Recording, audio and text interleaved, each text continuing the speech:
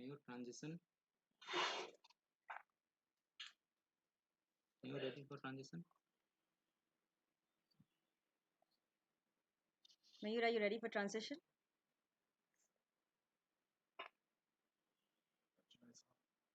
Yes. Do transition.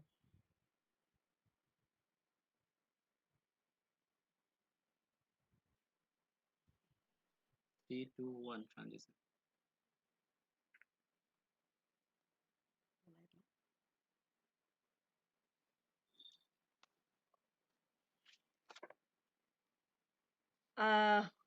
Welcome everyone. Apologies for the delay. And very warm wishes to all those of you who are joining us from all over India and all over the world.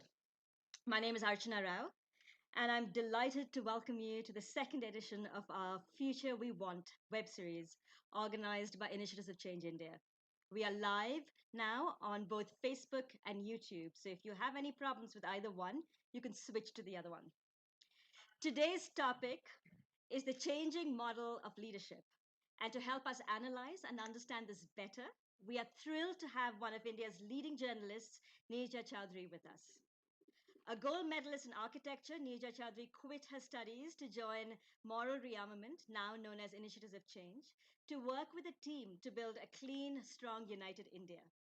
She started her journalistic career with the outspoken and fearless publication Himmat. A recipient of several prestigious awards throughout her career, of personal significance to her is the Chameli Devi Jain Award for Outstanding Women Media Person, of which she is the very first recipient. Today, Neerja ji can be seen on many TV channels and writing for all leading newspapers in India.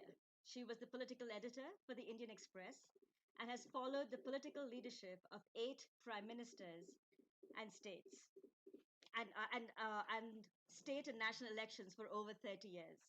She is well known and highly regarded for her balanced, just, and unbiased writing. She has in recent years dedicated more of her time to working with agencies involved with child nutrition and health and is a member of Citizens Alliance Against Malnutrition. I personally cannot think of anyone more suited to talk about the changing model of leadership in today's context. We will have Neerja ji share her thoughts for approximately 15 minutes, and then she will answer some of the questions that come up on YouTube or Facebook. Please do post your questions and comments on either of these platforms. I would now like to hand over to Neerja ji to talk about the changing model of leadership. Thank you very much, Archana, for those kind words. I want to say that the world we live in is not likely to be the same again.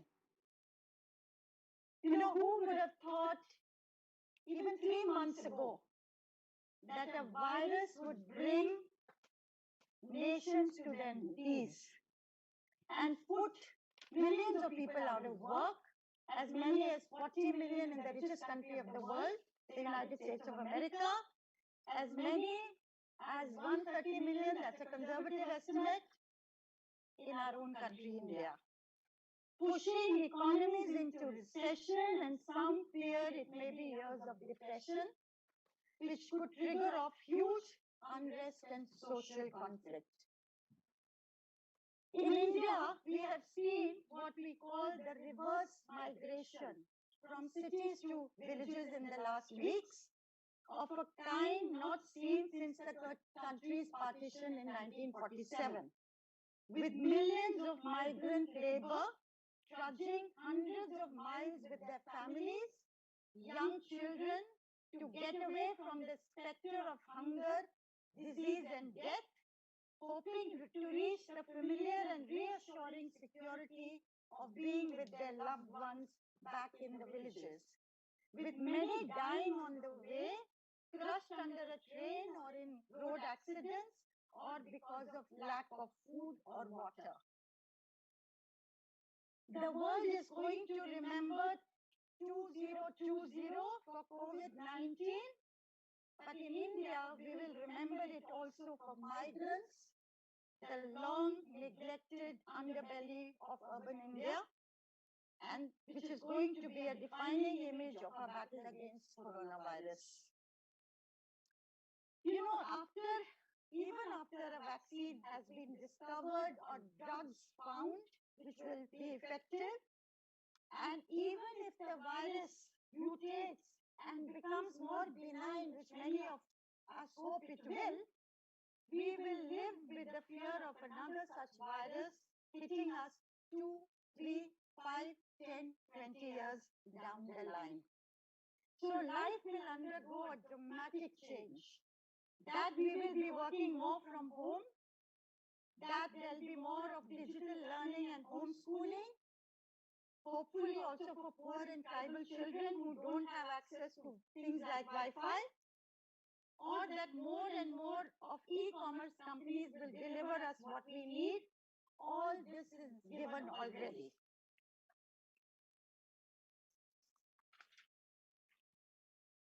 Overall, it will be back to the basics that much more. Hunger and food security and health will dominate public discourse in the time to come. But creation of livelihoods will be the burning issue. Many of us are already reviewing, thinking about the kind of development model that we have opted for, the role technology should play in a future scheme of things. How do we create a just and a humane society where there is food and quality education for every child and equality of opportunity for all? And how do we learn to live in harmony with nature instead of a rapacious attitude towards natural resources that we have had, much to our cost? Equity and environment may emerge as the big themes of the future. The leadership that people may seek worldwide to tackle the new challenges may well be different from the leaders we have looked up to in the past. And this is already beginning to happen. Now, I would like here to look at 3 sets of examples of the changing model of leadership to illustrate what I want to say. One is from the US, the other from India, from Kerala, and third is of women leaders in many countries who have managed to contain COVID-19 more effectively than their male counterparts. You know, many of us, certainly in Delhi where I am at the moment, many of us have been tuning into CNN at 8:30 every night to watch New York Governor Andrew Cuomo in action. Over the last weeks, he has emerged as a folk hero, even though the New York State has registered a large number of corona deaths. To me, it's been a fascinating study in what the new leadership could be all about. Cuomo has been transparent about the situation. You know, he addresses his press conference flanked by his deputies, medical doctors on either side. But he's been honest about the situation as it existed, no matter how unpalatable. He has led from the front. Repeatedly, he said that if things go wrong, it is he who will take the blame. And above all, he has gone into the nuts and bolts of every plan he's put into place. If the underground rail had to be sanitized, which was a novel idea, how and when it would be done, what would happen to the homeless who took shelter there, what would be the alternative shelters built for them, who would build them, where the money would come from, and all these little details. If one hospital were to turn away a COVID positive case, where would that person?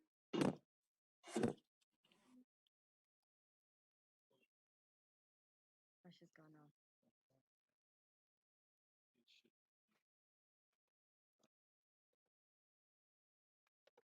I apologize. It looks like we're having some technical issues. And we're hoping to get Neerja Chowdhury back on as soon as possible. Please bear with us. But in the meantime, please do keep posting your questions. There, we've got Neerja ji back on. Sorry, let's have you continuing, Neerja ji. If you need to unmute yourself. Okay. Yeah. Yeah. Is that okay? Yeah. Okay. So where was I? Yeah, I was saying that if a COVID positive person was turned away from a hospital in New York, where would the person be sent to? Which is the other hospital the person would be sent to? How would the person get there?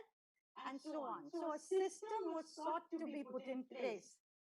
In India, we're very good at what is called jugaad, somehow managing to piece things together. But the devil is always in the detail, and it is this detail that has to be mastered for the success of any plan, any project that gets underway. And if the leader is hands-on himself or herself, he or she will create confidence in the people and attract the best people to his or her side and command their loyalty. Now, another thing I found very fascinating about Cuomo was that he hoped for the best but planned for the worst case scenario. After several agencies that, projected how many people would actually get sick and need to be hospitalized, he planned for the worst scenario. And I think lining up as many as 140,000 hospital beds, and it was only a small fraction of those that needed to be used so far. But as he put it, it was better to be prepared than to be found wanting. And there's much we in India can learn from there. And he could say with confidence that no one died because of the absence of a hospital bed or a medical treatment not being available. That is this nuts and bolts approach is also the reason why the Kerala model, as it's coming to be known, is also being acclaimed internationally. Now, there is this doctor, not a school teacher, she's called Teacher Shelja. That's the way she's popularly referred to. But she's the health minister of Kerala. Hardly charismatic looking, hardly flamboyant, hardly the kind of leader we have all opted for in the past in various countries. And, she comes from a family, and she has said that her family, her grandparents fought against untouchability. So she comes from one of those communities in the state. She's backed by her chief minister, also hardly charismatic, leading the government there of the Marxist Party.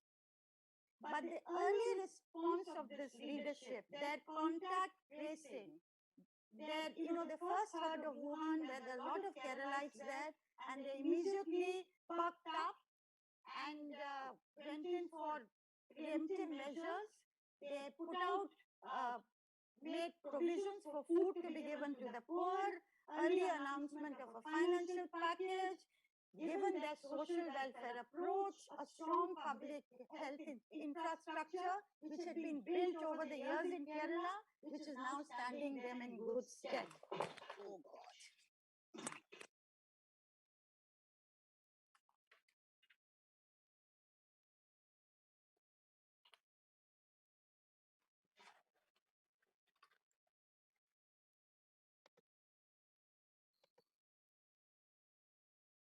I suspect this is what the future might look like. Sorry, this is bad.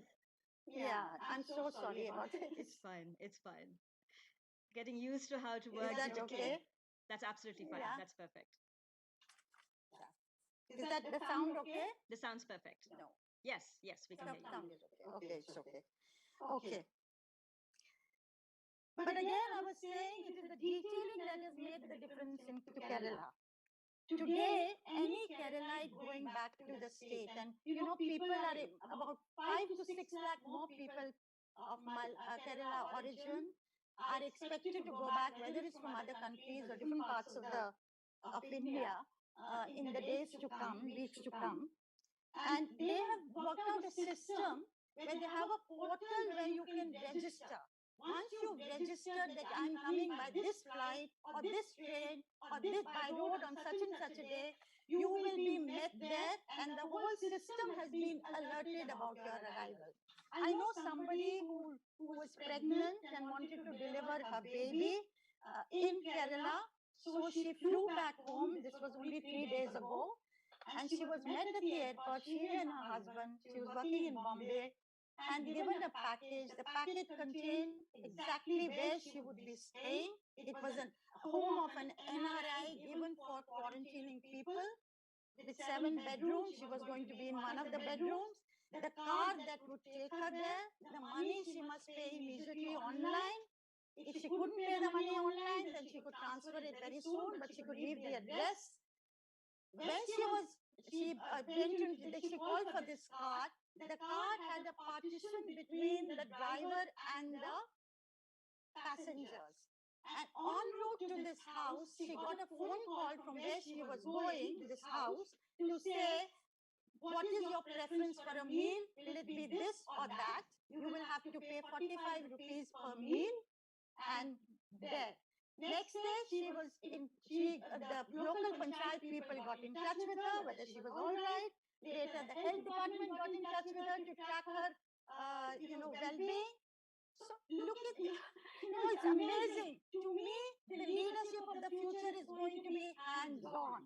This is the kind of leadership we will be looking at, and people, I feel, will increasingly have a greater appetite for leaders, not only those who are known for good oratory, but who are known for good delivery. So I think that is the change we will see between the past and the future that lies ahead.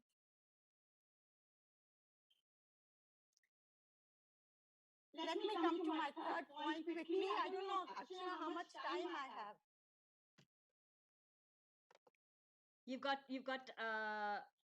Sorry, I think our time has gone a little bit. You just take your time. It may be about another 6 minutes. Okay. Very quickly, I want to make this point of the women leaders around the world.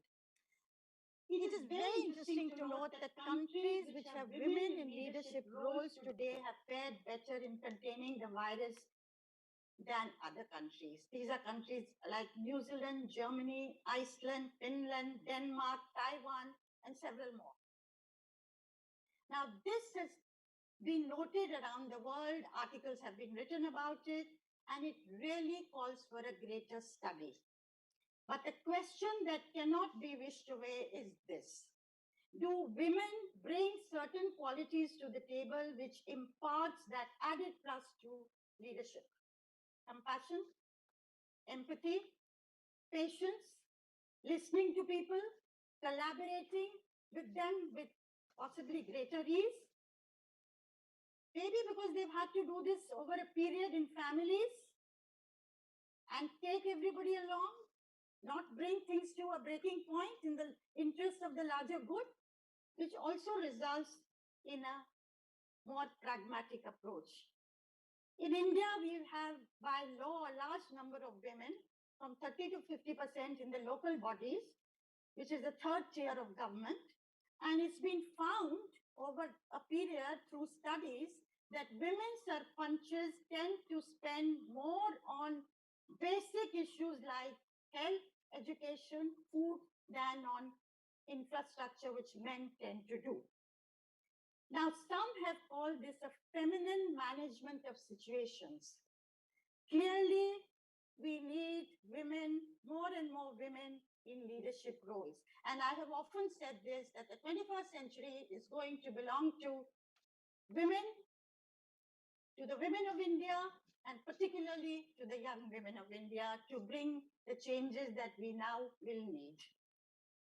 And yet, women are amongst the most vulnerable in society, I would say women and children, when there is a crisis. And they are the ones who suffer the most. And now, in the times to come, if family income will go down, which it will, a girl is more likely to be pulled out of school or married off at an early age, married off as a child. And I hope you know that this doesn't happen, but much of the progress that we have made in recent years, whether it's to reduce child stunting or to increase the age of the marriage of the girl, much of this is going to get nullified unless things change dramatically. I now very quickly want to go over, and we all have views about the qualities and traits that will be needed for the changing leadership of the future. I want to just flag off 5, 6 points as I see them. They are not, it's not an exhaustive list, and people who are listening to it and others.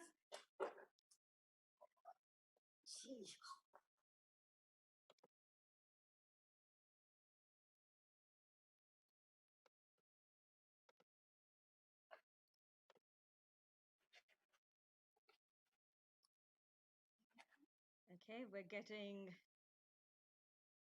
Sorry, this is Neerja really back. being problematic, huh? Okay. Okay, Is the yes. sound okay? Sound is okay. We can Oh God, we I'm can so see you. sorry. This has been so erratic, huh? It's fine. We're just preparing for volatile Okay. times. Okay, now just very quickly I go over because I know the time is short. So the qualities that one would look for: one, awareness of the issues that are going to dominate in the months and years to come. Two, responding to a situation around you and not waiting for others to take the initiative. Leadership is taken, not given. Leading from the front and having the courage to take responsibility when things go wrong instead of finding scapegoats. Four, conviction and an inner leading about what you are going to do. Five, an ability to connect with people. Like I said, Cuomo could get across to the tough New Yorkers in the richest city of the world, and he could bend the corona curve with their cooperation because he had the pulse of the people. Six, putting a team in place, an ability to take the people along and work with those you disagree with or you don't like. Seven, compassion and empathy. Eight, as I've said again and again so far, above all, working out the nuts and bolts of any plan.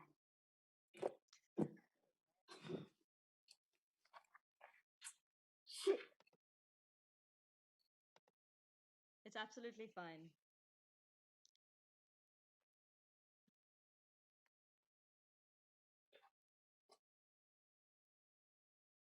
Is that okay? Okay, we can see you. Yeah. Yeah, okay. Now I want Archana very quickly to wind up. Yep. My final thing I want to just, final comments I want to make. I feel a crisis deepens the fault lines in any society, in any family, in any community. It can bring out the worst, but it can also bring out the best in people. And the present pandemic could well throw up heroes in every bylane of India. I believe this. Where does it leave each one of us? What is it that we can do more than we have been doing? Do our goals need to be bigger and our inner resolve stronger? Does it mean a reordering of our priorities in the light of the new situation and the compelling needs of society? And these today have life and death implications. What does it mean at the personal level, at the professional level, as a collective, wherever we are at work? And a willingness to forge new partnerships, even with people who we would not have considered working with earlier. I want to end on a personal note, if I may. In 1947, our family came to India as migrants from then Pakistan. We came as refugees with nothing and had to rebuild from scratch. Our parents concentrated on two things to the exclusion of all else: good and nutritious food for the children and a good education. We were not allowed to see a film, maybe once in 3 months, but could buy a book. I remember not being allowed to buy shampoo, but there was no skimping on food.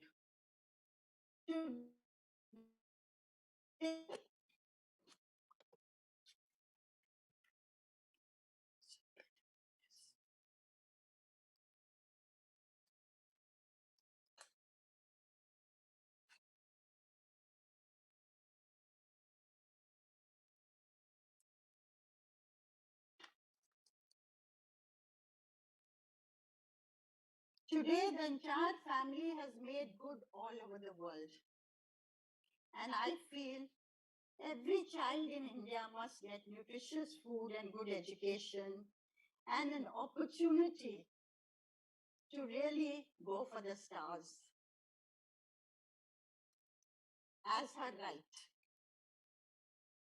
And I, whatever remaining years I have, would like to put my weight behind that goal, to mobilize, to motivate, to equip those who will give the next 25 years of their life, if need be, to achieve that goal and not give up till it happens. Thank you, Archana.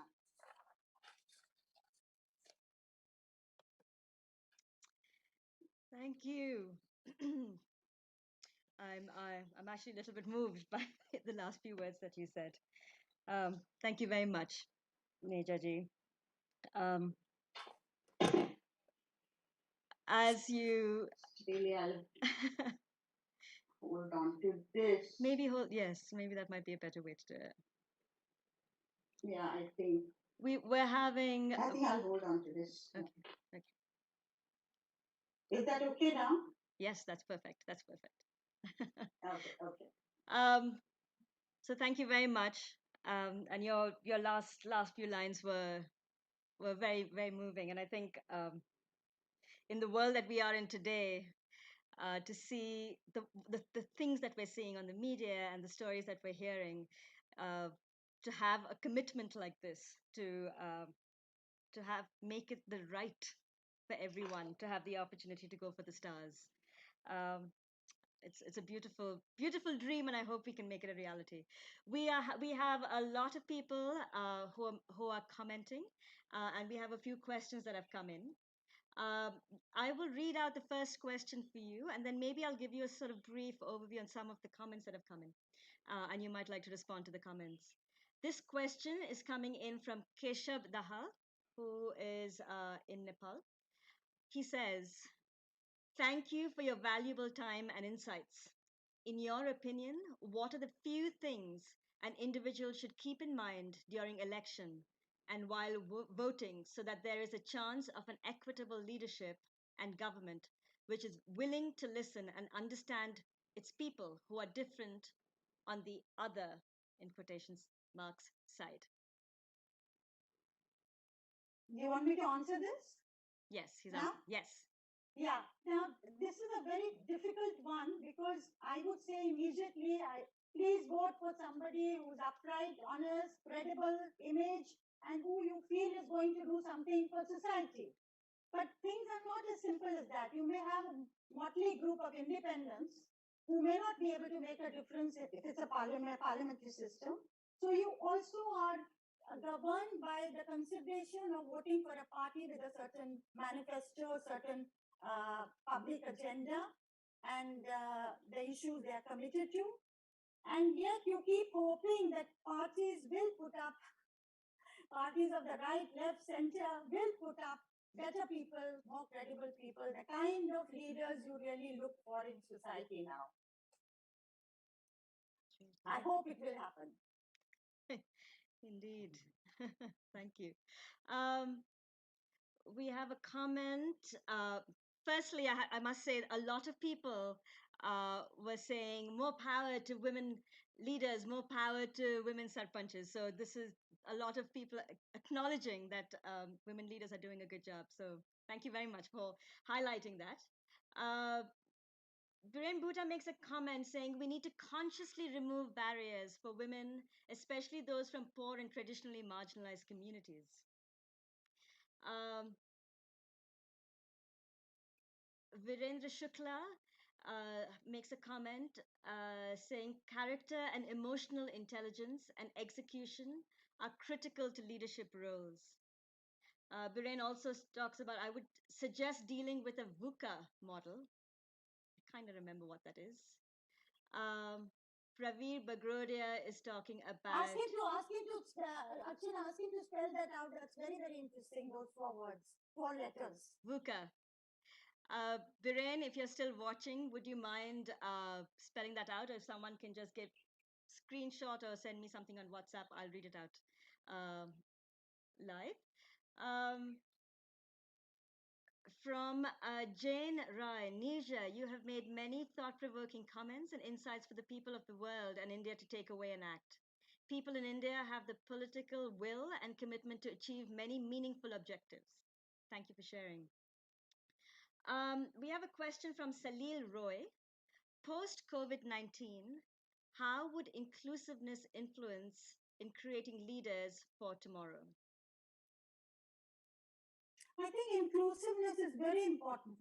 You know, whether inclusiveness of the kind as I think, was it Biren or somebody else who said, from communities who have been on the peripheries, who've been on the margins, who need to come up front and lead. They are the ones who need to lead our society, our politics, our, give economic lead, and so on. So that inclusiveness has to come because they have not had a chance. Then there is community inclusiveness. We've been worried in recent months of the kind of divide, religious divide and communal divide that has been seen, and the minority community feeling quite beleaguered and insecure. So you cannot, with the kind of mega challenges that are going to be there, as I said, on basic issues of hunger and health and food security, you cannot afford to have divisions of this kind and exclusion. You will have to put your best foot forward and everybody on board, and not have some feeling insecure and threatened. So inclusiveness is extremely important for the changes we want to bring. Thank you. Biren and Madhavi Kupachi have both elaborated what VUCA stands for: volatility, uncertainty, complexity, and ambiguity. I wonder, Neerja, if you'd like to speak about that, or should I take the liberty to ask you a personal question? Well, those four words are going to be governing our future. They're going to be like a cloud over our heads, something we'll have to contend with and live with and learn to overcome. And do what we have to despite all these 4 words. Indeed.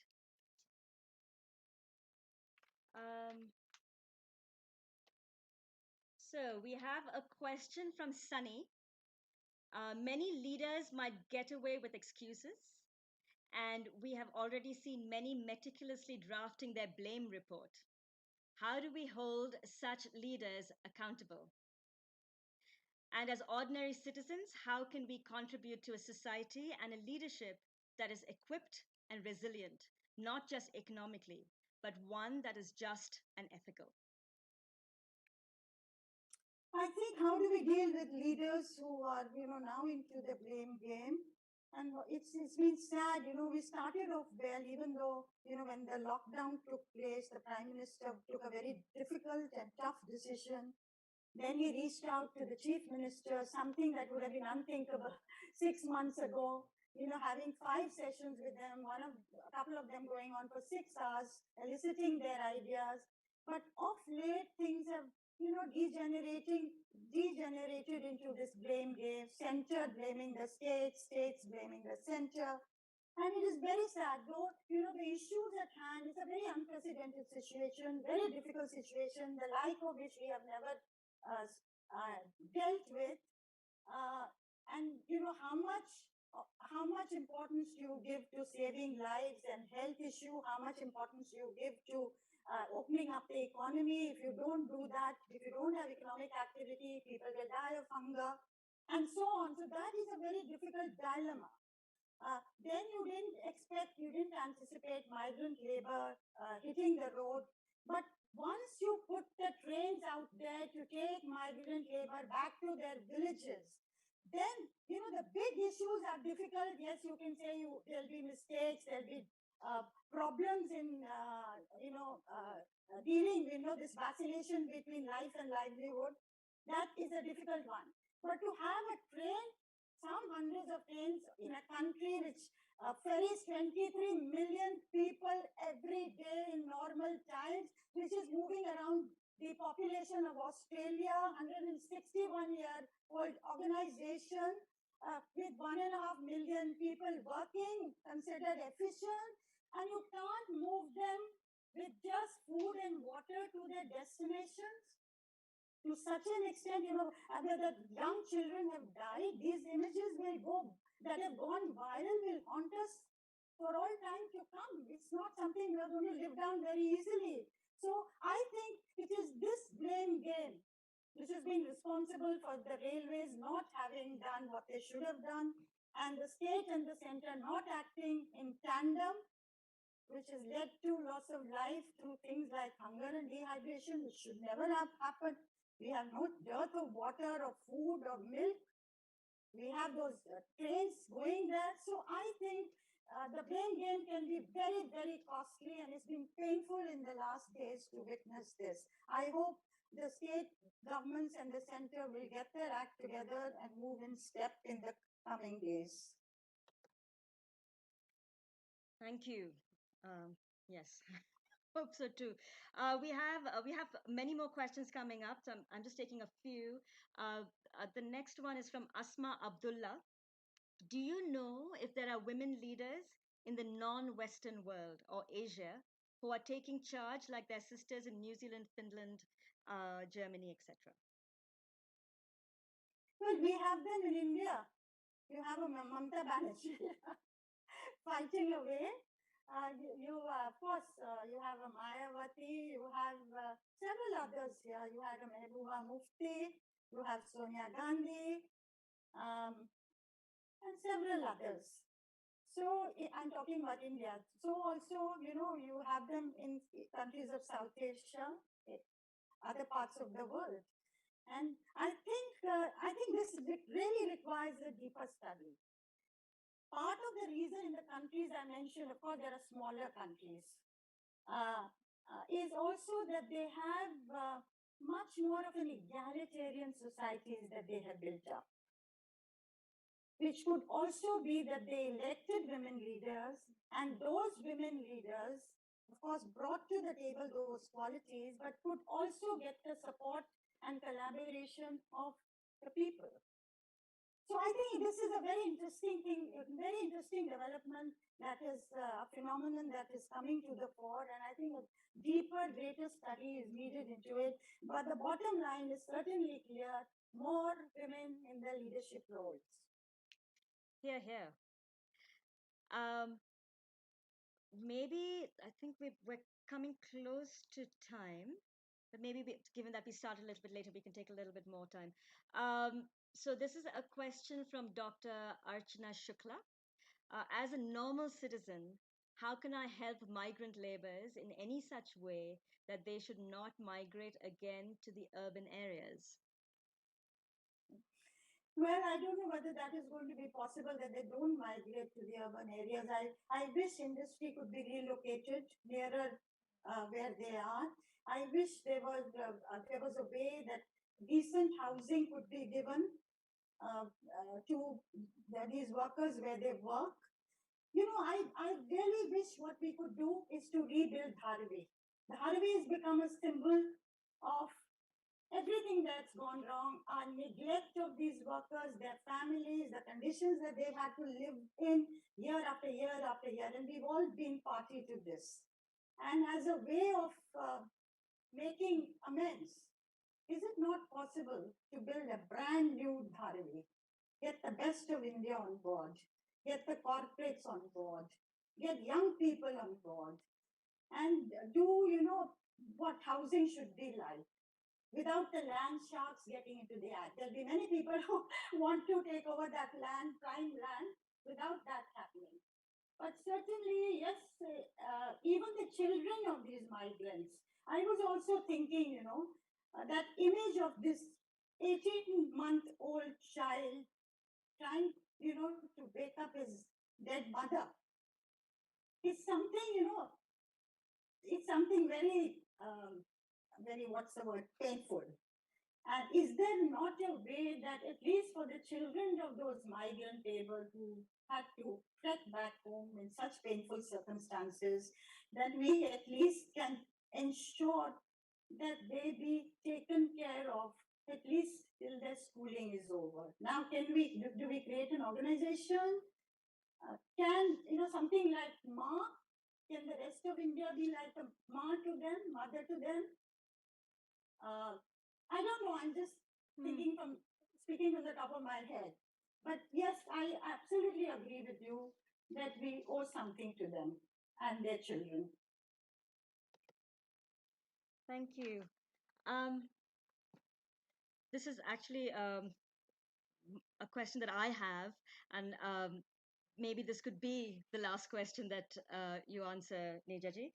My question is that you talk about heroes rising from the bylanes. How do you see what examples have you seen that have happened at the moment of people from the public rising up to do things, and where should we be doing more, and what should we be doing? Two things quickly, Archana. There was a tweet from Priya Dutt, who was in former parliamentarian, and she said a person who used to work with her decided to go home, and she let him go. And as he, moved through Maharashtra only, she said he wrote back of these amazing sights of Hindus, Muslims, Sikhs just coming out in the roads and feeding people. These were ordinary people just feeding those who were walking. I know somebody in UNICEF Bombay, he decided, something had to be done. And there's five, six of them got together, what to do for the migrants. Within a few days, there were 100 of them. They had managed to mobilize funds. They had managed to get Metro, the shoe company, to donate good, solid footwear for the walking migrants. And they had got somebody to give airfare for 131 passenger migrants to fly back to their homes. And all within a matter of days. So there's huge desire to help all over India. Forget the governments for the moment. They will or will not do what they have to do. But this is where leadership comes into the picture. I feel something strongly. I take the initiative. 5 people will join me. That 5 will become 100. Many others will rally around. That is what leadership is about. Follow your inner lead and do it courageously.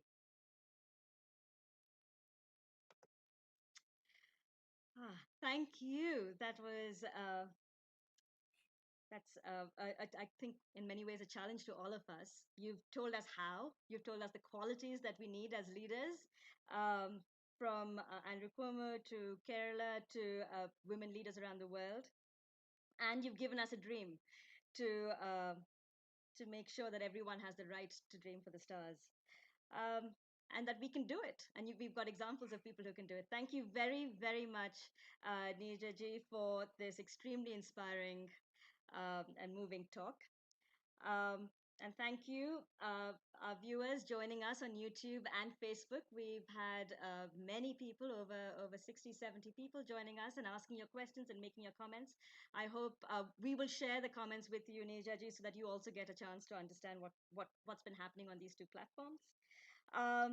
We look forward to seeing you again for our next web series, the details of which will be on our Facebook page. Please follow our Facebook page, subscribe to our YouTube channel, where we will be able to where we'll be doing more of such programs and initiatives, and you'll get to learn more about future programs that we have.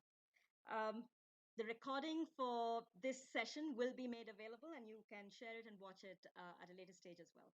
But Neerja ji, once again, I'd like to say a very big thank you for giving us your time. And I'm sorry for the technical issues we had while starting this meeting as well, this conversation, as well as during. Um, and and I have hope. We have hope for the future. Thank you. Thank you.